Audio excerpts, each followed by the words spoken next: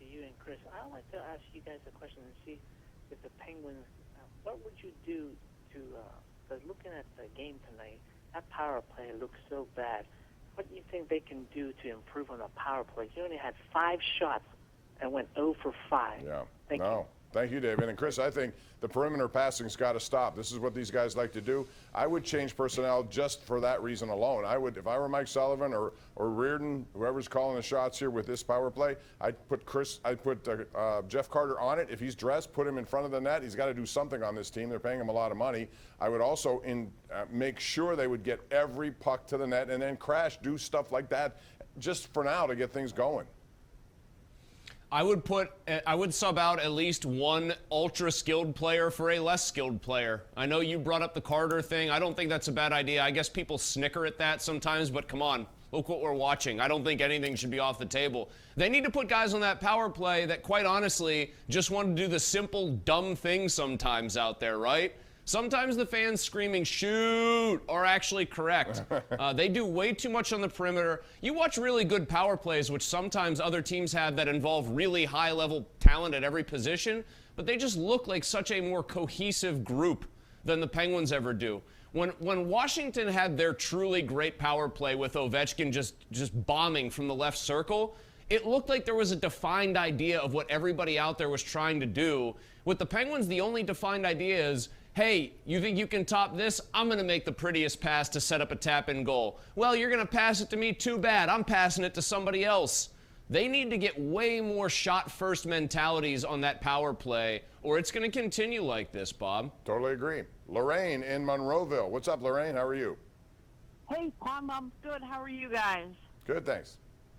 Hey, so we just got home from the game tonight, and it's just the PP. It needs a lot of help. They got to do something. You know, we got to get it going. Yeah, and that's going to be the challenge. They got some tough games coming up over the next 2 weeks. They got some of the best teams in the NHL, so we'll see how that goes. Let's move along to Rod in Hopewell. Joins us right now on the Borders and Borders hotline. Hey, Ron. Hey, Bob. You know, I'm just tired of hearing Tomlin say we don't live in our fears, and no one ever really challenges him on that. And that's exactly how he operates, from the game plan to real game time decisions. He can't even choose an offensive coordinator. He picks 2.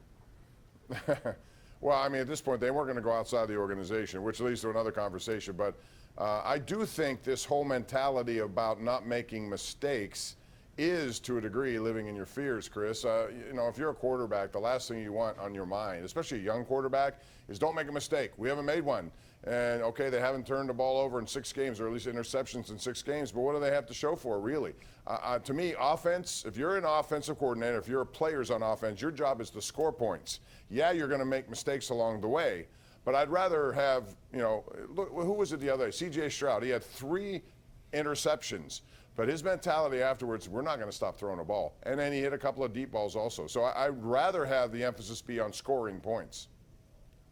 I mean, there's a third bowl of porridge between what Kenny Pickett does, what Sam Howell does. Put a bowl in the middle, and you've got the right approach. What did the Washington Commanders have? 6 turnovers. I mean, Stroud rightly compared himself to Steph Curry. He said Steph doesn't, stop shooting when he misses one. Stroud's going to be Rookie of the Year offensively and might win the MVP if Houston finishes with a good enough record. That's how good he's been.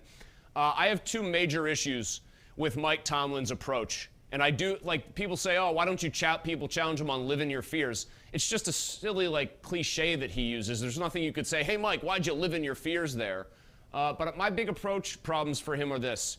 When you're that conservative, it's not going to win big in the NFL anymore. It just isn't. You'll get to the playoffs a lot of the time if you're really good on defense, but you'll get your doors blown off once you get there because a team will be there that's good on offense and good on defense and doesn't need you to turn the ball over to make their hay on offense. Does Kenny Pickett look like a different guy? Is he staying in the pocket? Is he more confident? He said he wants to get back to playing kind of fun football and having fun out there. All right, man, step up and make some throws. That'll be fun to watch. I know that much. And they're favored against Cincinnati. Who would have thought that with Jake Browning? We got to take a break. We'll come back with more right after this on this Thanksgiving Eve. This is the Ireland Contracting Nightly Sports Call. Back in a flash.